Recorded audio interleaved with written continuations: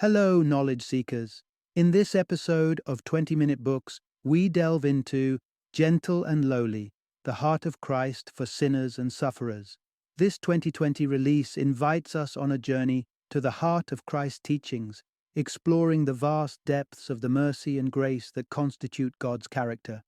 Author Dane Ortlund, with his doctorate from Wheaton College and role as senior pastor at Naperville Presbyterian Church in Illinois, brings a seasoned perspective to this work. Drawing from Scripture and the rich wisdom of the Puritans, Ortlund reassures those who feel distant from Christ, offering hope and comfort in the understanding of his radical love. Ortlund is no stranger to theological works, having served as the editor for the Knowing the Bible series and Short Studies in Biblical Theology series, both aimed to enrich the reader's comprehension and application of biblical teachings. His credentials also include authorship of the subsequent book, Deeper, Real Change for Real Sinners, further cementing his expertise in guiding Christians towards a profound spiritual maturation. Gentle and Lowly is written for a broad audience, extending an inviting hand to believers, irrespective of their denominational loyalty, while also opening the doors to agnostics and even atheists who have an interest in the transformative potential of Scripture. Regardless of one's faith background, this book serves as a beacon of insight into the empathetic and enduring love at the core of Christianity. Join us as we summarize and reflect on the essence of Christ's comforting embrace for those who suffer and sin, affirming that his heart is ever gentle and lowly.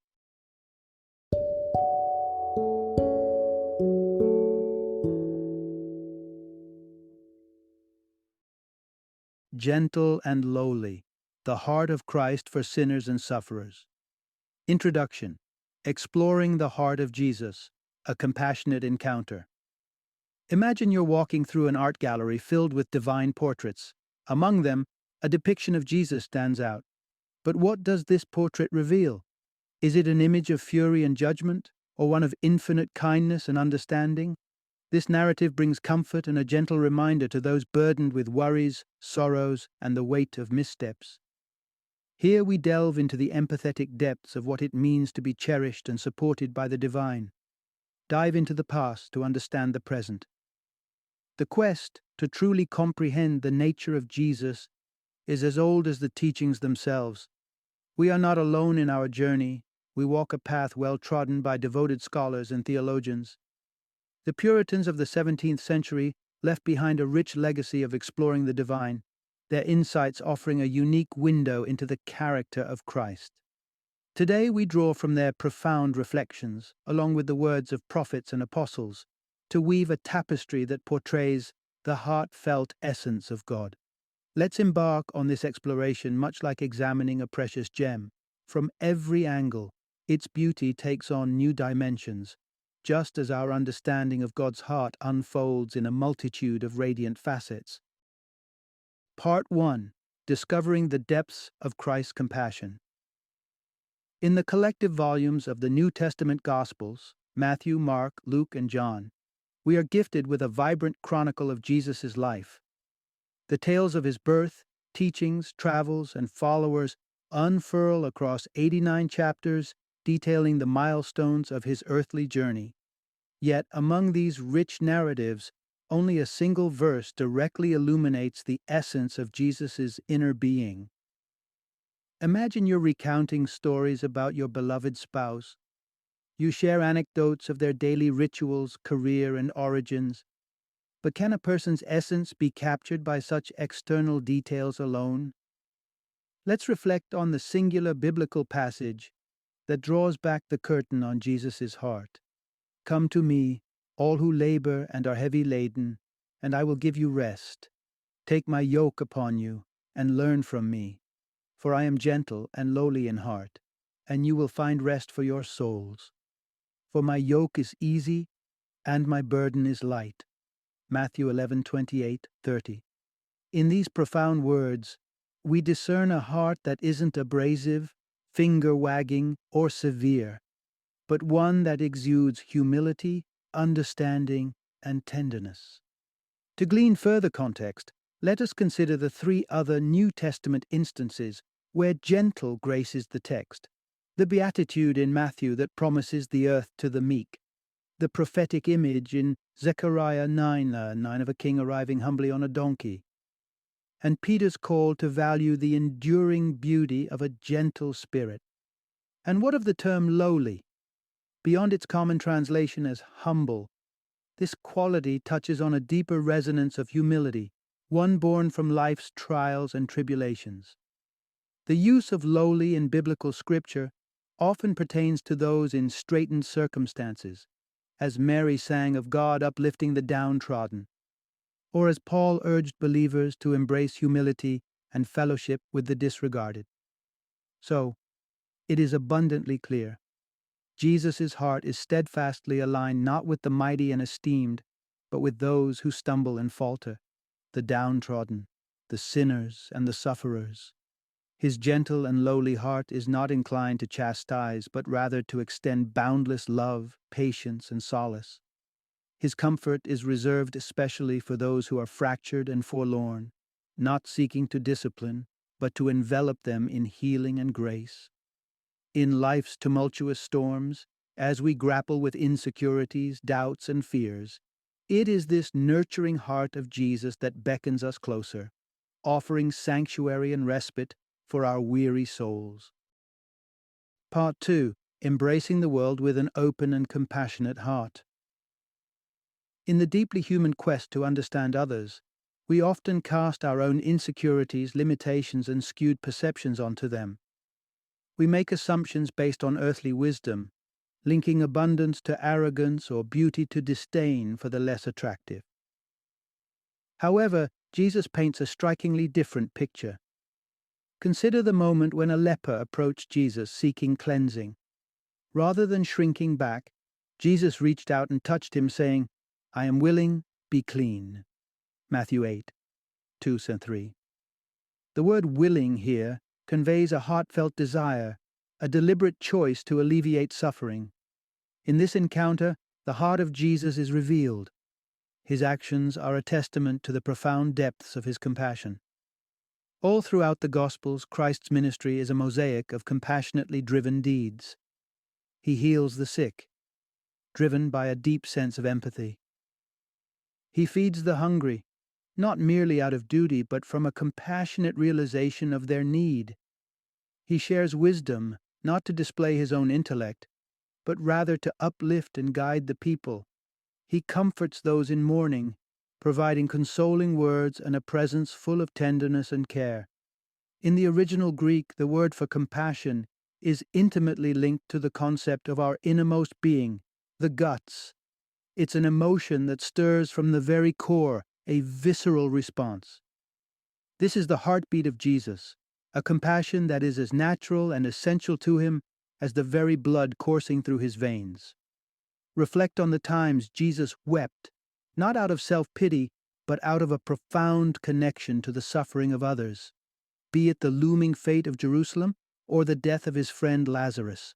What pained him most was seeing others in pain, their tears becoming his, their heartache resonating within his own heart. To better grasp this perspective, let's draw a parallel with Old Testament teachings, where cleanliness wasn't about physical purity, but a spiritual and moral state.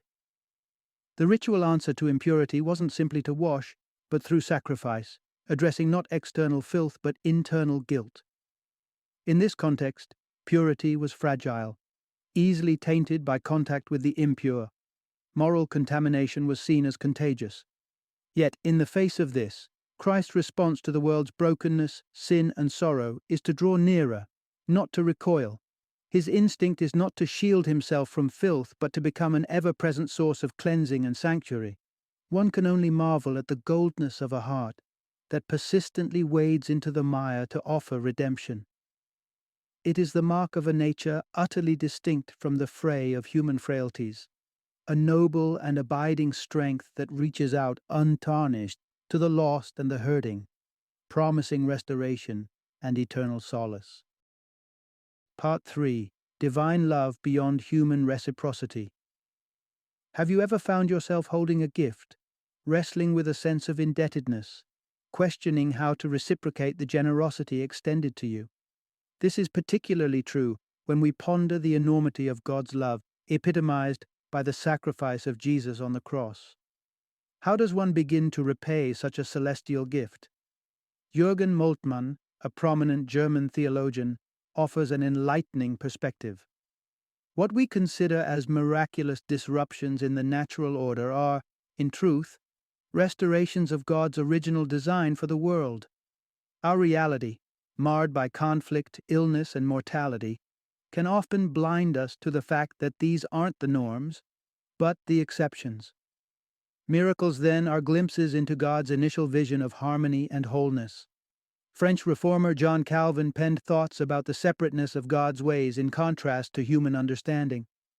He expounded on Isaiah 55:8, underscoring the divide not only in thoughts but in our very essence when compared to the divine.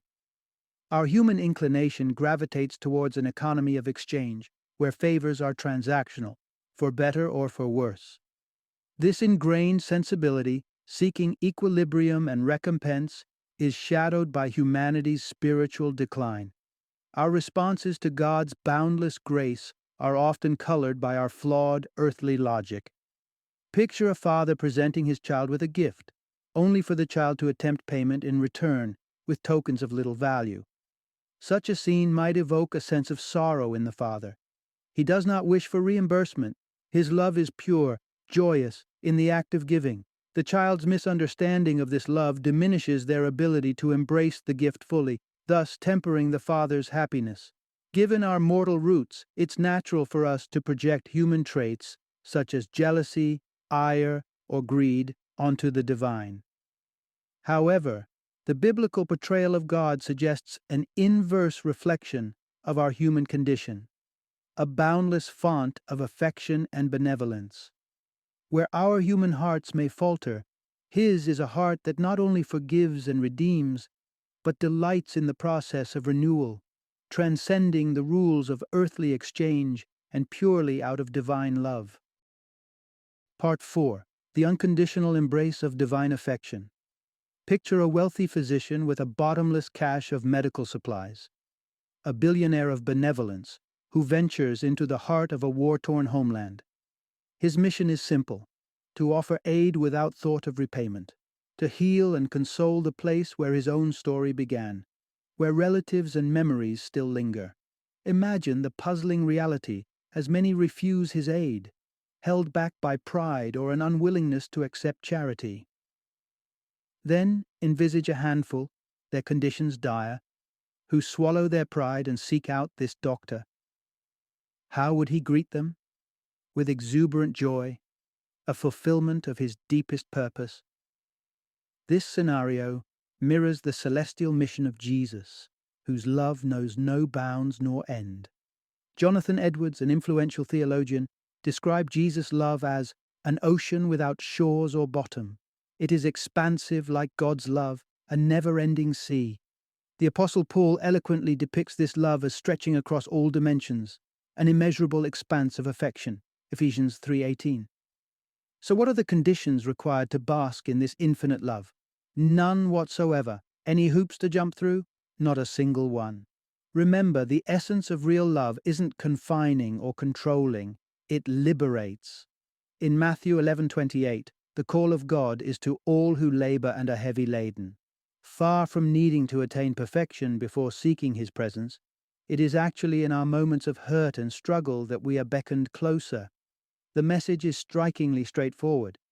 The bare minimum to be cradled in Jesus' compassion is simply an openness of the heart, the sole currency accepted by the divine.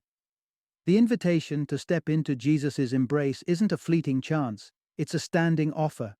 To secure a spot in the divine fold, your part is only to arrive and trust.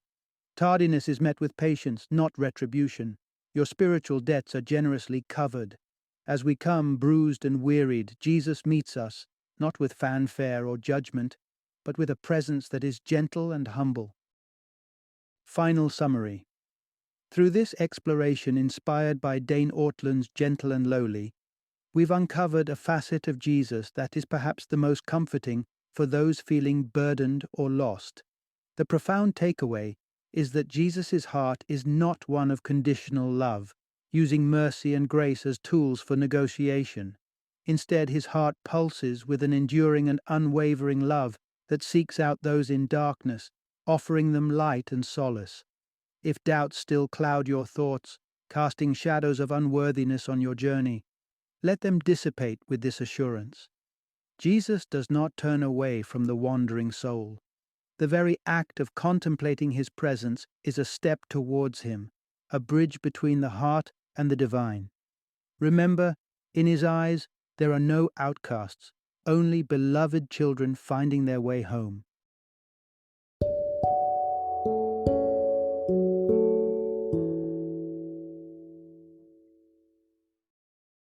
Thank you for joining me today on this journey of learning and discovery as we explored the insights of another thought-provoking book in our growing library of knowledge.